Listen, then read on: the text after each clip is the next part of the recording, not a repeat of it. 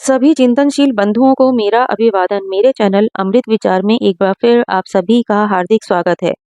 सबसे पहले जिन लोगों ने मेरे चैनल को सब्सक्राइब किया है उन सभी का बहुत बहुत आभार। जिन लोगों ने मेरे चैनल को अभी तक सब्सक्राइब नहीं किया है या जो लोग पहली बार मेरे चैनल से जुड़ रहे हैं, कृपया मेरे चैनल को सब्सक्राइब करें, लाइक करें और ज़्यादा से ज़्यादा लोगों को शेयर करें, जिससे मैं इसी प्रकार अन्य जानकारियाँ ज़्यादा से ज़्यादा लोगों तक पहुँचा सकूँ। आज भी हम संस्कारों की श्रृंखला को आगे बढ़ाते हैं। जिस संस्कार में बालक अथवा बालिका के कान का छेदन किया जाता है उसे कर्णवेध संस्कार कहते हैं। कर्णवेध का अर्थ है कान को बींध देना अथवा उसमें छेद कर देना। इस संस्कार में कान को विशेष रूप से चांदी अथवा सोने की सुई से छेद कर अथवा वेद कर उसमें पिछुवर्ती अर्थात कपड़े की नरम बत्ती अथवा मोटा धागा पहनाया जाता है।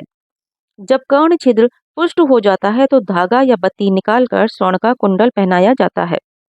प्राचीन काल में संस्कार को सभी लोग करते थे, परंतु आजकल बहुत कम लोग हैं जो अपने बच्चों का यह संस्कार करते हैं। अब ये संस्कार का रूप नहीं रहा क्योंकि लोग कर्णवेद के लिए किसी सुनार या किसी दक्ष व्यक्ति को बुलाकर कान छिदवा देते हैं। आजकल लोग लड़कियों के कान तथा नाक छिदवा देते हैं, परंतु लड़कों के नहीं। प्राचीन काल में तो बालक तथा बालिका दोनों के कान छिदवाए जाते थे और दोनों ही कान में बालियां भी पहनते थे। सुश्रुत संहिता में लिखा है, रक्षा भूषण निमित्तम बालस्य कर्णो विद्येते, अर्थात कान दो उद्देश्यों से बींधे जाते हैं। पहला बालक की रक्षा और दूसरा बालक के कानों में आभूषण डाल देना। चक्रपाणि ने कहा है, कर्ण व्यधे कृते बालो न ग्रहे अभिभूयते भूष्यते अस्य मुखम तस्मात् कार्य तत्कर्णयो उर्व्यधे, अर्थात कान बींधने से ग्रहों का आक्रमण नहीं होता, साथ ही आभूषण पहनने से मुख शोभायमान हो जाता है, इसलिए कर्णवेद होना चाहिए। यहाँ जो ग्रहों की बात कही गई है वह अवैदिक है, अर्थात वैदिक दृष्टि से निरर्थक कारण है। ग्रह का अर्थ किसी रोग से ग्रस्त होना अथवा कोई रोग जो आकर पकड़ ले। इसी आशय को लेकर सुश्रुत ने कहा है कि कर्णवेद से बालक की रक्षा होती है। रक्षा किस प्रकार की, यह विचारणीय है। कान में छेद करने से एक ऐसी नस दब जाती है जिसका संबंध आंतों से है। कर्णवेद से आंत्र वृद्धि अथवा हर्निया नहीं होता। हर्निया क्या है?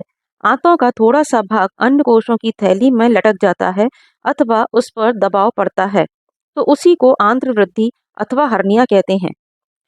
सुश्रुत संहिता में लिखा है, शंख उपरि च कर्णान्ते त्यक्त्वा यत्नेन सेवनीम व्यत्यासात व शिरो विद्येत अंत्र वृद्धि निवृत्तये, अर्थात कनपट्टी से ऊपर कान के अंत में सीवन अर्थात जोड़ को छोड़कर व्यत्यय से नस को बींधने से आंत्र वृद्धि निवृत्त होती है। व्यत्यय का अर्थ है कि दाहिनी ओर की आंत्र वृद्धि को रोकने के लिए बाएं कान को बेंधें और बाईं ओर की आंत्र वृद्धि को रोकने के लिए दाएं कान को बींधें।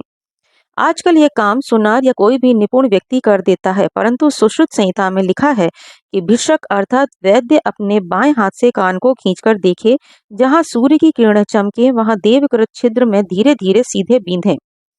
देवकृत छिद्र इसलिए कहा गया है क्योंकि कान के जिस स्थान से सूर्य की किरणें चमके वह पतला स्थान ईश्वर का जन्म से ही किया गया है। कात्यायन सूत्र में लिखा है कि कर्ण वेदो वर्षे तृतीय पंचमे व, अर्थात तीसरे अथवा पांचवें वर्ष में कर्ण वेद संस्कार करना चाहिए।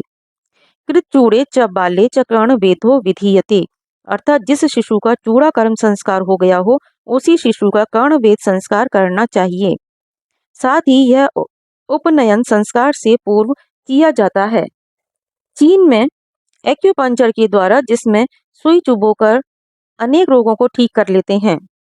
इसलिए यह कहना असंगत नहीं होगा कि हमारे प्राचीन ऋषि मुनियों और आचार्यों ने अपने अनुभवों के आधार पर ही कर्णवेद संस्कार को धार्मिक संस्कार का रूप दिया होगा, जिसे आजकल के वैद्य भूल गए हैं। इससे यह ज्ञात होता है कि कर्णवेद के कुछ विशेष लाभ थे जिसके कारण इसे वैदिक संस्कृति में महत्वपूर्ण संस्कार बनाया गया था। मस्तिष्क के दोनों भागों में रक्त का प्रवाह सुचारू रूप से होता है, जिससे मेधा शक्ति में वृद्धि होती है। आंत्र वृद्धि पर रोक, नेत्र ज्योति में वृद्धि, श्रवण शक्ति में वृद्धि, सकारात्मकता में वृद्धि, मूत्र द्वार तथा अंडकोश से संबंधित रोग नहीं होते, इंद्रियों के संयम में वृद्धि होती है।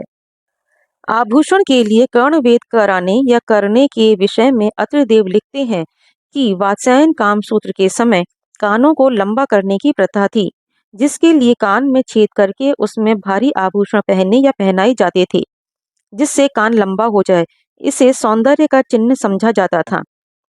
परंतु अब कोई पुरुष सौंदर्य के लिए कान नहीं छिदवाता। प्राचीन काल में आभूषण दो दृष्टियों से धारण किए जाते थे। पहला सौंदर्य वृद्धि के लिए और दूसरा आभूषण पहनने के कारण शरीर के दबाव बिंदुओं पर दबाव पड़ता था, जिससे व्यक्ति स्वस्थ रहता था। और साथ ही सोना और चांदी, इन दोनों धातुओं का प्रभाव भी शरीर पर पड़ता था। वर्तमान समय में भी सभी लोगों को अपने पुत्र का भी कर्ण भेद अवश्य कराना चाहिए। कुंडल पहनाना आवश्यक नहीं है, यह व्यक्तिगत इच्छा पर निर्भर करता है। जब छिद्र पुष्ट हो जाए तो धागा निकाल दें। कुछ समय के बाद छेद स्वतः ही बंद हो जाएगा। दोनों कान बिंद जाने अथवा छिद जाने के बाद यज्ञ में उपस्थित सभी लोग बालक अथवा बालिका को आशीर्वाद देते हैं। हे बालक, त्वं जीव शरदः शतं वर्धमानः। हे बालिके, त्वं जीव शरदः शतं वर्धमाना। अर्थात हे बालक अथवा बालिके, तू 100 बरस तक दिनों दिन शारीरिक, मानसिक तथा आत्मिक दिशा में बढ़ता हुआ जीवे। आप लोगों को ये जानकारी कैसी लगी, कृपया मुझे कमेंट करके अवश्य बताएं। धन्यवाद।